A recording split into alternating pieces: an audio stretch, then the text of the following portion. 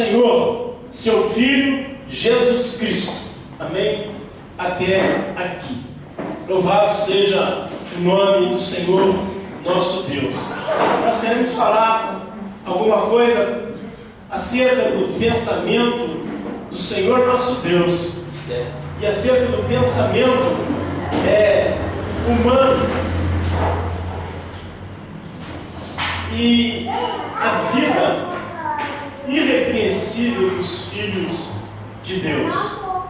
A palavra de Deus, no livro de Jeremias, no capítulo 29, fala que Deus tem um excelente pensamento para nós. Pensamento de paz. Jeremias 29, versículo 11, versículo 10.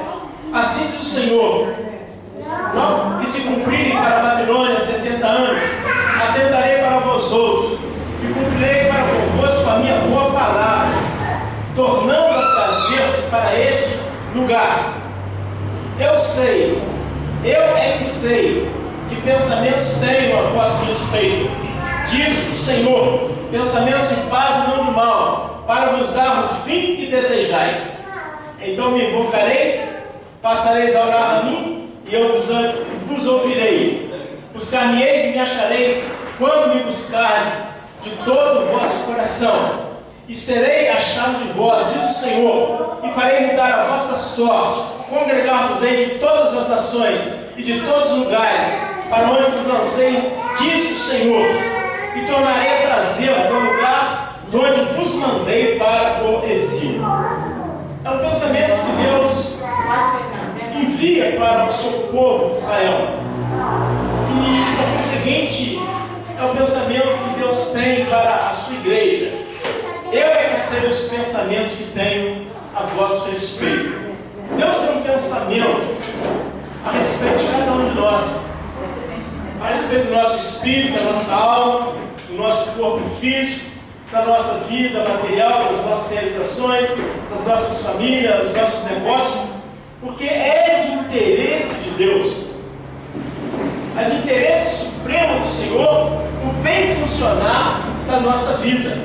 Deus quer, assim, na terceira epístola de João, o Senhor Deus diz: quer que te vá bem, que vá bem a tua alma, que tenha saúde, que seja próspero. Esse é o desejo de Deus, o desejo inequívoco do Senhor para o seu povo. Mas na realidade nós vemos muitas pessoas ainda embaraçadas em muitas dificuldades.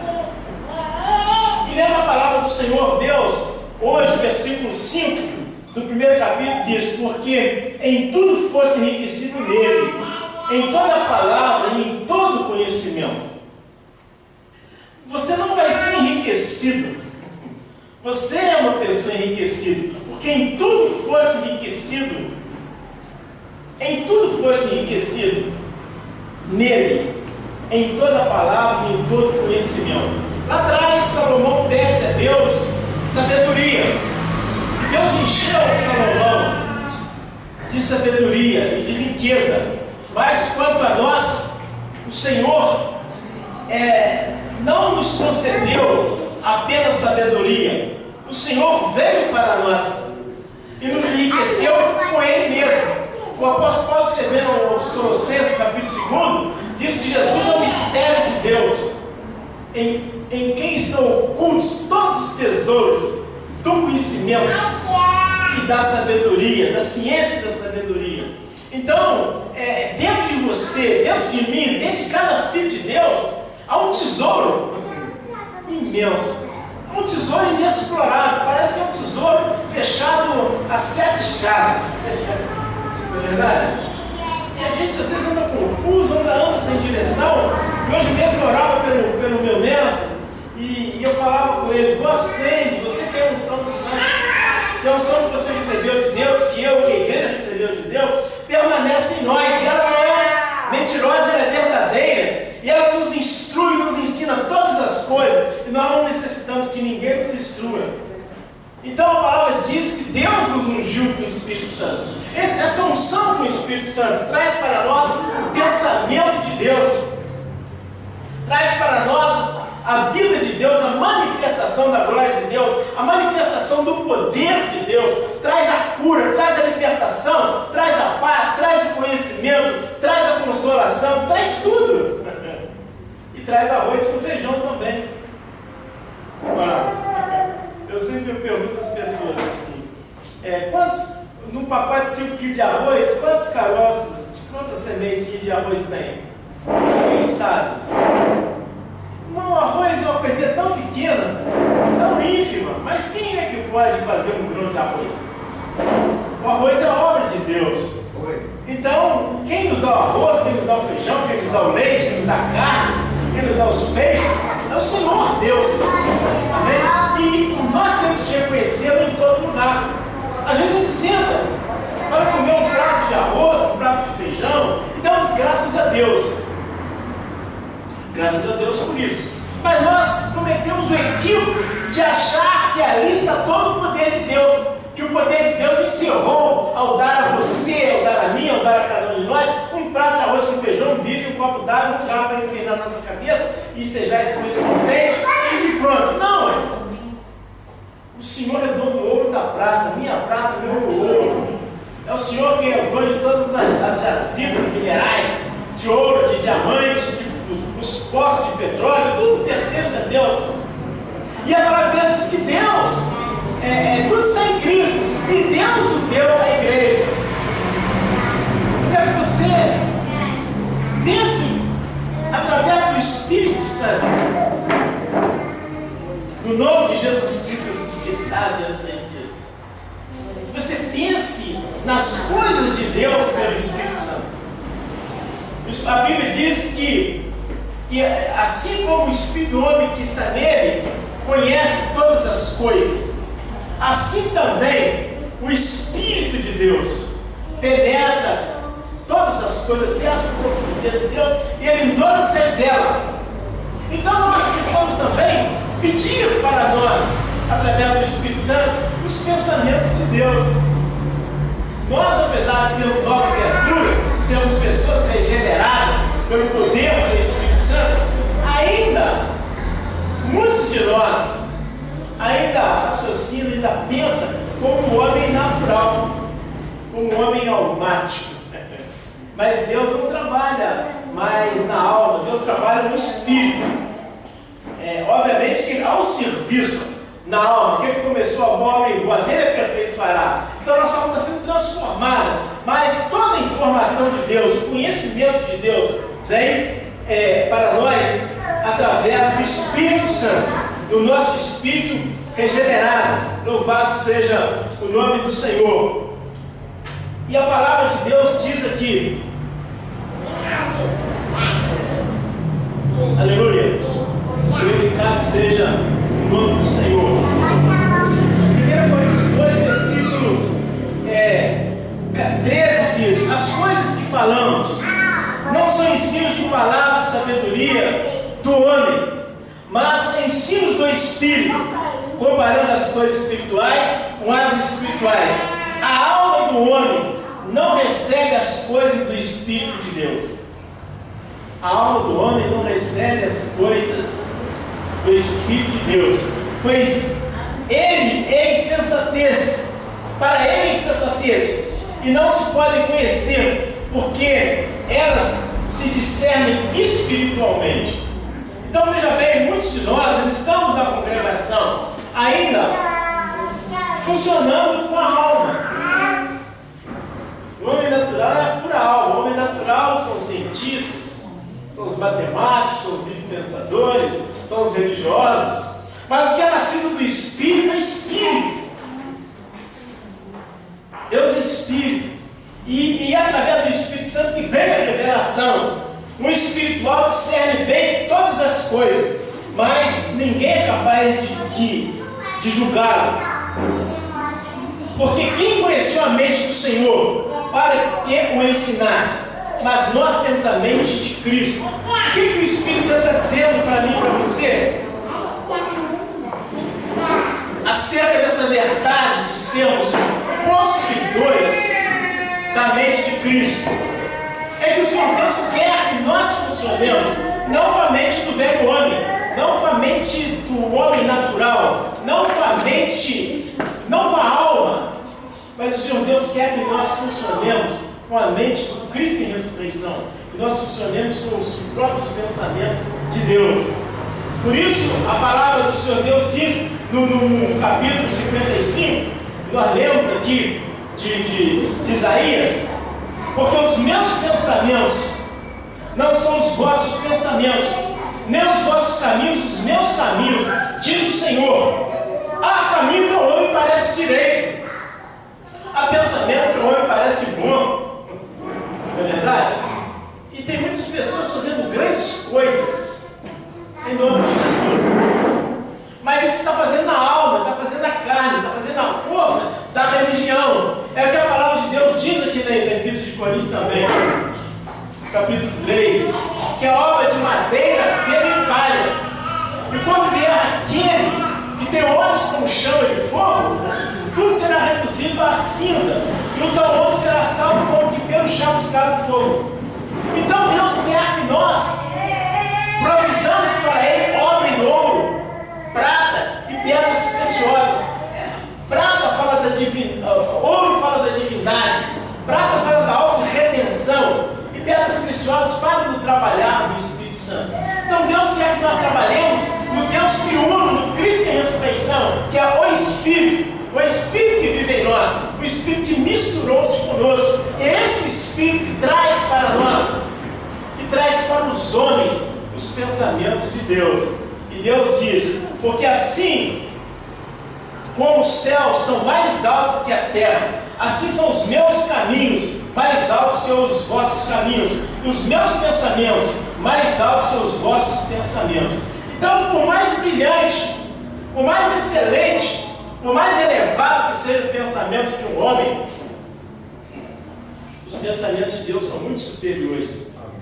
Por melhores que possam ser os caminhos dos homens, de qualquer homem, ainda assim o pensamento, o caminho de Deus são mais elevados.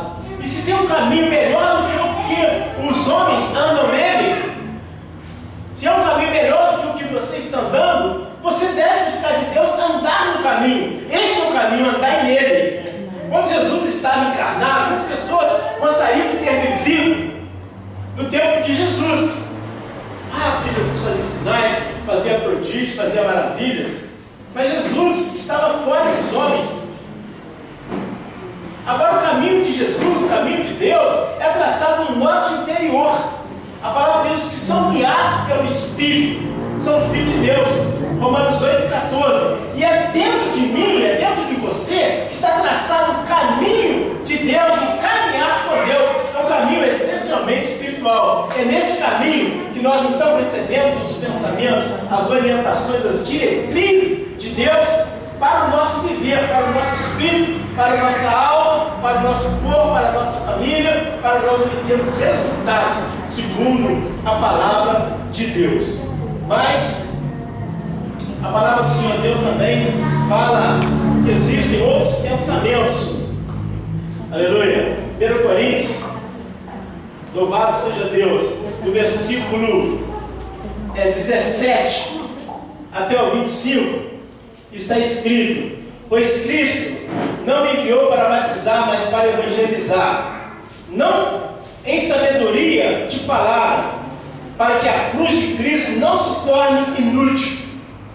Então existem muitos pensamentos baseados em palavras, mas o apóstolo Paulo diz que o nosso pensamento, a nossa explanação, a nossa pregação, ela não deve basear-se em palavras de sabedoria humana, mas ela deve basear-se na cruz. Quando ele fala da cruz, ele está falando de Jesus Cristo, do seu sacrifício, da sua morte expiatória e vicária. Nós deveríamos nos ocupar em apresentar essa ideia de Deus. A palavra de Deus diz que o Evangelho é loucura para os que se perdem, mas é o poder de Deus para salvar os que creem.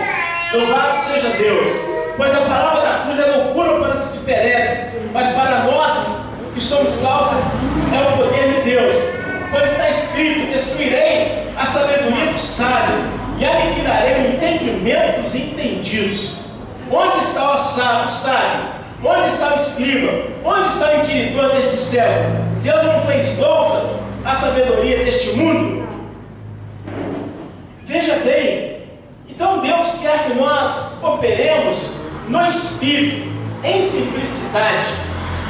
Nós operemos no poder e na autoridade do sacrifício de Jesus.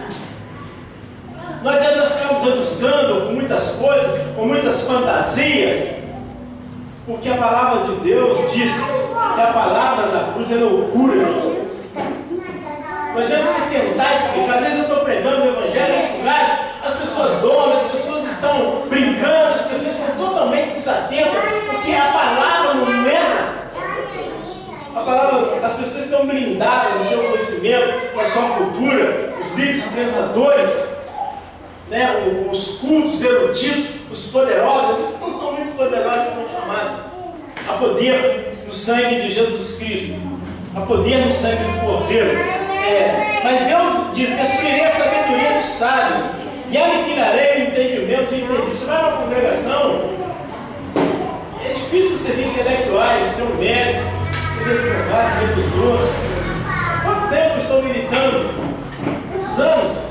E já passei por muitos lugares, muitas cidades, muitos estados. Já andei por aí afora. Mas são muitas pessoas que se entregam, eles não têm tempo para Deus, não têm tempo para a palavra de Deus, acham ridículo a palavra de Deus. Um engenheiro, uma vez, eu falava de Jesus Cristo ele falou assim: eu admiro muito você, o conhecimento, a cultura que você tem, você acreditar na abertura do Mar Vermelho. Aquilo ali é uma história que nem criança. E eu falei assim: Deus, quem criou os céus e a terra, foi o Criador do Mar Vermelho. E todo mundo, toda pessoa que faz uma obra, ele tem autoridade sobre aquilo que ele fez, que ele construiu. Embora os homens não tenham toda autoridade sobre os seus feitos. Não é assim com Deus. Você é um engenheiro, se você fizer um navio, você não pode botar um navio lá na sala da sua casa. Se você fizer um avião, você não pode andar com um avião pelas avenidas da cidade. Mas Deus pode pegar o oceano, os oceanos, os mares, os rios, os lagos e colocar tudo onde dá. Deus não fez nada que violentasse, quebrasse a sua onipotência, a sua soberania. Agora, a Bíblia é um livro de fé. Deus não vai obrigar você a crer naquilo. Mas vai chegar um dia que você vai ser tratado por ter crido ou por ter descrido. Se você acreditou, você será uma pessoa recompensada por Deus. Se você não acreditar, você vai ter o seu louvor, você vai ter também a sua recompensa. Estou falando essa palavra é para ver como que as pessoas raciocinam. Ele falando comigo assim: você estuda engenharia, você sabe quantas leis de hidráulica, de dinâmica e quantas leis de resistência de materiais, de pavimentação, enfim. Quantas? E aquele multidão de água para se levantar à direita, à esquerda. Aquilo é uma história que Moisés escreveu aqui. São os pensamentos dos homens acerca da ressurreição de Jesus Cristo, acerca do poder expiador do seu sangue. Jesus, o poder de Deus, que tira o pecado do mundo. Então, por exemplo, não há como uma pessoa questionar o fato de Adão ter comido o fim da árvore do conhecimento do bem e do mal e ter trazido morte para dentro do planeta Terra, para todos os homens. Por um só homem entrou o pecado no mundo, entrou o pecado na morte, e a morte passou a todos os homens, porque todos pecaram. Então, quer as pessoas creiam, quer elas não creiam, a todo homem está ordenado morrer. Mas o sujeito morre e ele não questiona, não aceita que Adão tenha comido, ele simplesmente não tem poder sobre o dia da morte. E Deus, Ele veio em nosso favor para poder expiar o pecado e nos conceder a vida eterna em Jesus Cristo. Então nós precisamos também pedir a unção de Deus, a direção de Deus, os pensamentos de Deus, porque tem muitos crentes também que a palavra diz que se nós tropeçarmos em um só ponto da lei, nós nos tornamos culpados de todos. E o diabo usa muitos argumentos para poder afastar o homem de Deus e a mulher de Deus das sagradas escrituras da verdade. Por isso a palavra de Deus, descobris bem, quem vos impediu para que não mais obedeçais à verdade? Então nós precisamos então da ajuda do Espírito Santo. A palavra de Deus fala aqui no versículo 20: onde está o sábio? Onde está o escriba? Onde está o inquiridor deste século? Deus não fez louca a sabedoria deste mundo? Pois visto que na sabedoria de Deus o mundo não o conheceu pela sua própria sabedoria, agradou a Deus pela loucura da pregação salvar os que creem. É impossível que qualquer pessoa conhecer Deus pela sabedoria humana. Quanto mais entendido, quanto mais sábio, né? Quanto mais doutor, quanto mais anéis, quanto mais diplomas, é mais distante as pessoas ficam do Evangelho de Deus, ficam da palavra de Deus. Você vê que as pessoas olham com desprezo para nós. A pessoa às vezes está numa posição, de repente ele é guindado a um poder público, a um poder político, passa por um concurso, ou arranja um emprego onde ele é bem assalariado, ele vai para alguma universidade, ele cresce e você torna uma pessoa, a sabedoria dele é uma blindagem, é um escudo contra a palavra de Deus, contra a simplicidade do Evangelho. E o nosso serviço, o serviço da cruz, é loucura. Mas é loucura para os que se perdem, porque o homem só pode ser salvo por Jesus. Não tem nenhum nome dado entre os céus e a terra pelo qual o homem possa ser salvo, senão o nome de Cristo Jesus. Amém. Então nós precisamos dos pensamentos não sair. E eu vejo que muita gente, muitos pastores, muitos líderes, eles têm deixado esse caminho da cruz, têm deixado o caminho do sacrifício de Jesus, têm deixado a morte de Jesus, têm deixado o sepultamento, têm esquecido de viver e levar Jesus entre nós, têm esquecido de pregar sobre o sangue. É uma pregação muito estranha. Às vezes eu falo poder no sangue da nova aliança, poder no sangue da aliança eterna, a poder na aspersão do sangue, a poder no sangue da aspersão, a poder no sangue derramado sobre a cruz, a poder no sangue derramado sobre o altar, a poder no sangue de Deus, a poder no precioso sangue de Jesus Cristo. Vai falando essas palavras, as pessoas ficam confusas. Ontem uma pessoa me perguntou: o que é o sangue de Cristo? O que é o sangue do Cordeiro? O que você fala sangue de Cristo? O que você fala sangue de Jesus Cristo?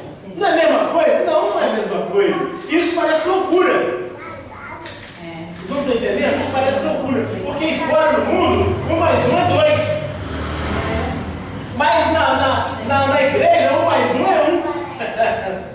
1. Aquele que se une ao Senhor torna-se um só. Espírito com Ele. A igreja não é um monte de pessoas. A igreja é um espírito regenerado, unido ao Espírito regenerador, que é o Cristo em ressurreição, é o Espírito que vive em nós. Agora, o Espírito é Deus. Diz que o céu não pode contê-lo, a terra e os cabelos dos seus pés. Como pode agora um ser desse habitar em mim? E como eu também posso ocupar um ser dessa envergadura? Tudo isso parece loucura. É um mistério, é um grande mistério. É um mistério que esteve oculto pelos séculos, mas aproveitou a Deus que Ele se manifestasse a nós. Poder no sangue de Jesus Cristo. Pois os judeus pedem sinais e os gregos buscam sabedoria, mas nós anunciamos a Cristo crucificado, escândalo para os judeus e loucura para os gregos. Os gregos não sabem, são os intelectuais. O judeu faz sinal, o judeu foi treinado nos sinais. Deus tirou o povo do Egito de sinais, o prodígio, sustentou aquele povo 40 anos no deserto, e vem fazendo sinais, derrotando o rei, destruindo nações. E Jesus, quando veio curando os judeus das suas enfermidades, da cegueira, da lepra, de tantas coisas. E Jesus andou na face do mar, mandou o mar aquietar. Os judeus, aquilo foi tudo no ambiente judaico. E os judeus então querem mais sinais. Jesus disse: nenhum sinal será dado a essa geração incrédula e perversa, senão o sinal do profeta Jonas, que passou 3 dias e 3 noites no ventre do peixe. Então os judeus, os homens hoje querem sinais. Nós vamos ter o culto do Espírito Santo, o culto de cura. Mas se a gente não vem aqui de uma forma primaz, para receber cura, que o Espírito possa encaminhar as pessoas neste lugar para adorar a Deus, para conhecer o pensamento de Deus, para entrar e viver e trilhar o caminho que Deus tem traçado para que nós andemos nele. Amém? Louvado seja o nome do Senhor nosso Deus. Mas os que são chamados, tanto judeus como gregos, pregamos a Cristo, o poder de Deus, a sabedoria de Deus, porque a loucura de Deus é mais forte. Porque a loucura de Deus é mais sábia do que os homens, e a fraqueza de Deus é mais forte do que os homens. Então tem pessoas que pensam que são muito poderosas, não é verdade? Nabucodonosor achava que era muito poderoso, foi para o pó da terra. Dario achava que era muito poderoso, foi para o pó da terra. Ciro achou que era muito poderoso, foi para o pó da terra. Alexandre o Grande achava que era muito poderoso, foi para o pó da terra. Vieram as dinastias do César, do Império Romano, né? Eles acharam que eles eram muito poderosos, foram também para o pó. Os homens, Hitler tentou destruir a nação judaica, os negros, os ciganos, foi para o pó da terra. E o diabo tentou lançar também Jesus para o pó da terra. Mas a palavra de Deus diz que ele ressuscitou ao terceiro dia. E vive, disse: todo o poder foi dado dos céus e da terra.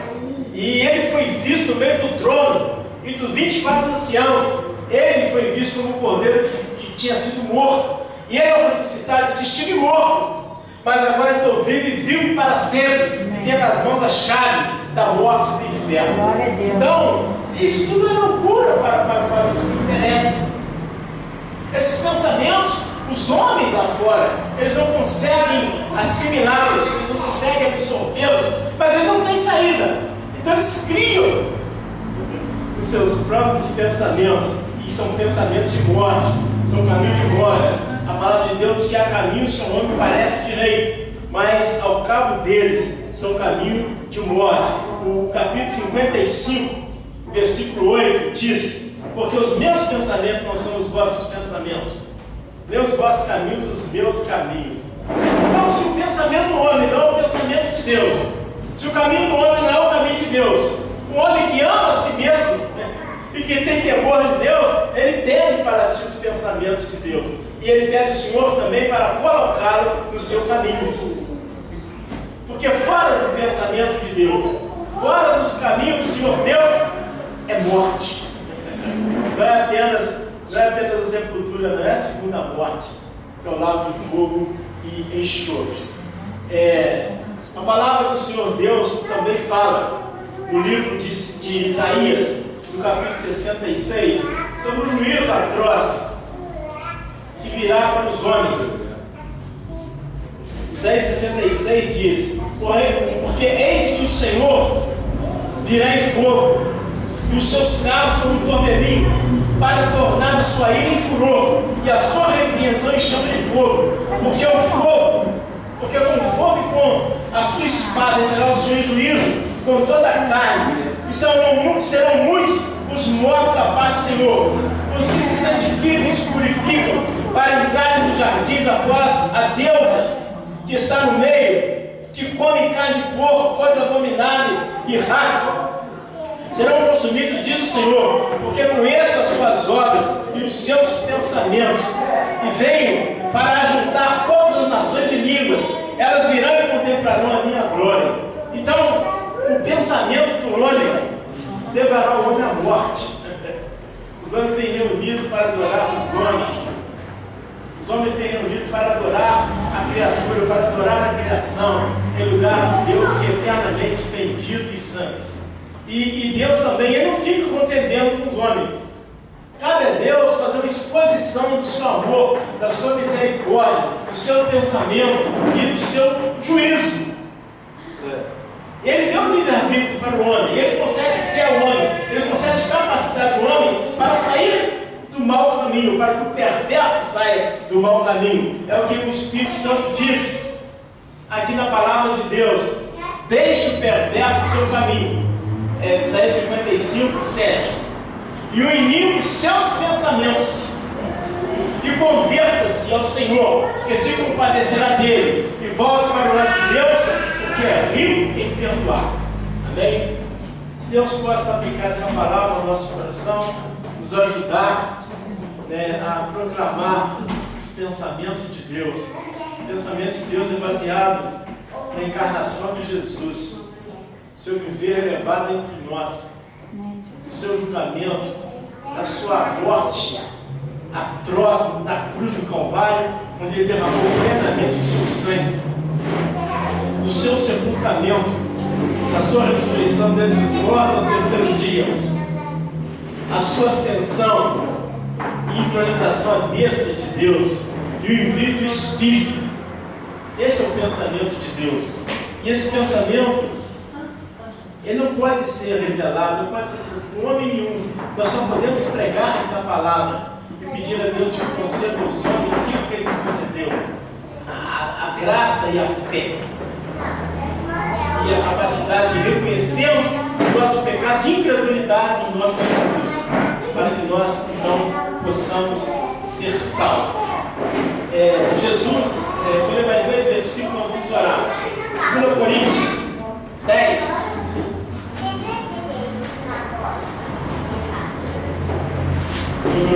2 Coríntios capítulo 10, versículo 5.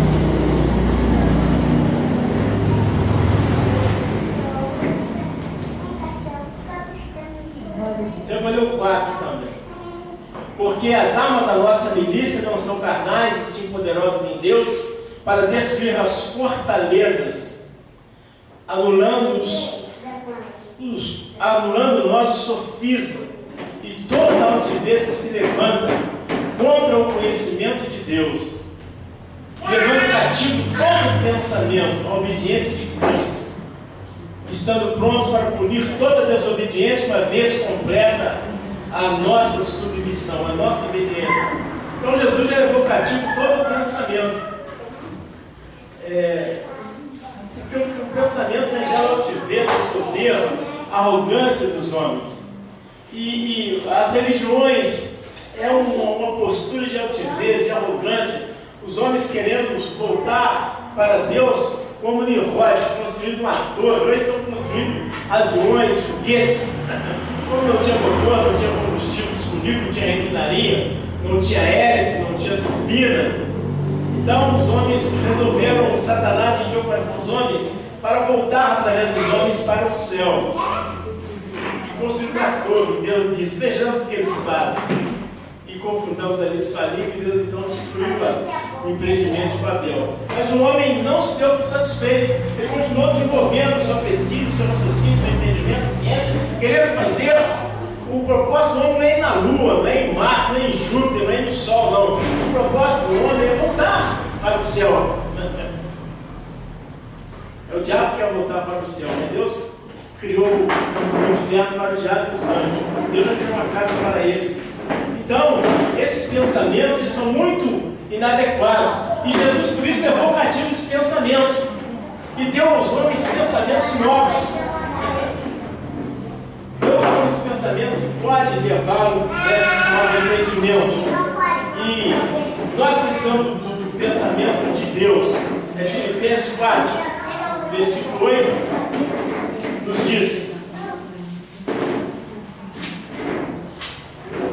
finalmente, irmãos, tudo que é verdadeiro, tudo que é respeitável, tudo que é justo, tudo que é puro, tudo que é amável, tudo que é de boa fama, se alguma virtude há e se algum louvor existe, seja isso que ocupe o vosso pensamento, e que o que também aprendeste e recebeste, ouviste e viste em mim, isso praticai, e o Deus da paz será convosco.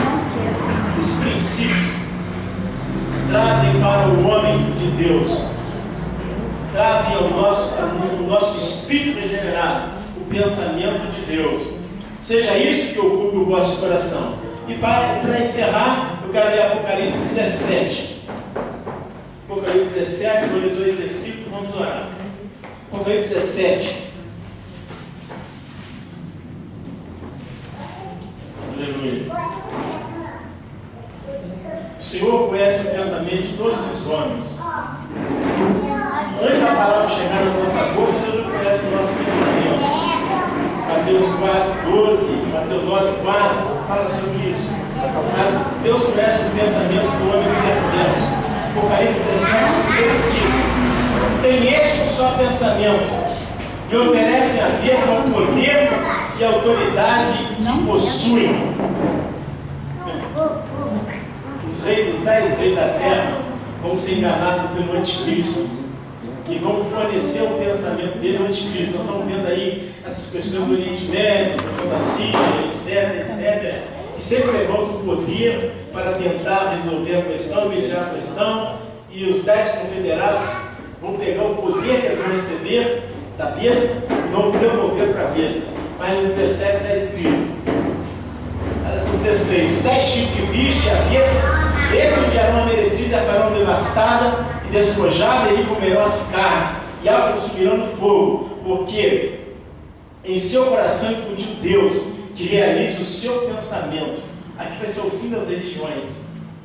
O diabo criou as religiões, Deus vai incutir o pensamento da besta, do falso profeta, do anticristo, e destrua a religião.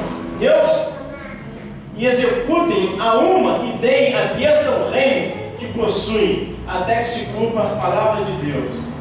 A mulher que viste a grande cidade que domina sobre os reis da terra. Essa cidade é Roma.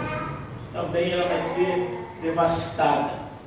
E que nós possamos pedir o pensamento de Deus para viver um viver irrepreensível, um viver que agrada a Deus, um viver que magnifica, que glorifica, que exalta e que honra o nosso Deus. Vamos orar? Senhor nosso Deus e nosso Pai, a Tua palavra diz que os nossos pensamentos não são os seus pensamentos, e o nosso caminho não são os seus caminhos. Satanás tem os seus pensamentos e Satanás tem os seus caminhos. Cada homem tem o seu pensamento e tem os seus caminhos, ou tem os seus pensamentos e os seus caminhos. Nós não queremos funcionar nem no nosso pensamento, nos nossos pensamentos, nem nos nossos caminhos, tampouco nos caminhos de Satanás e nos seus pensamentos. Portanto, nós nos humilhamos diante da Tua soberania, diante da Tua majestade, no poderoso nome de Jesus Cristo ressuscitado, e por meio do Espírito, nós te pedimos os Teus pensamentos, nós pedimos os Teus caminhos, porque assim como os céus são mais altos que a terra, assim são os Teus pensamentos mais altos que os nossos pensamentos, e os Teus caminhos mais elevados, melhores, mais excelentes que os nossos caminhos. Então conceda-nos, ó Deus, conceda a Tua igreja, conceda-nos andar, viver, mover e existir e agir no Espírito, através do Espírito regenerador. Nós oramos e Te agradecemos por tudo, em nome de Jesus Cristo ressuscitado e ascendido, e graças a Deus. Amém?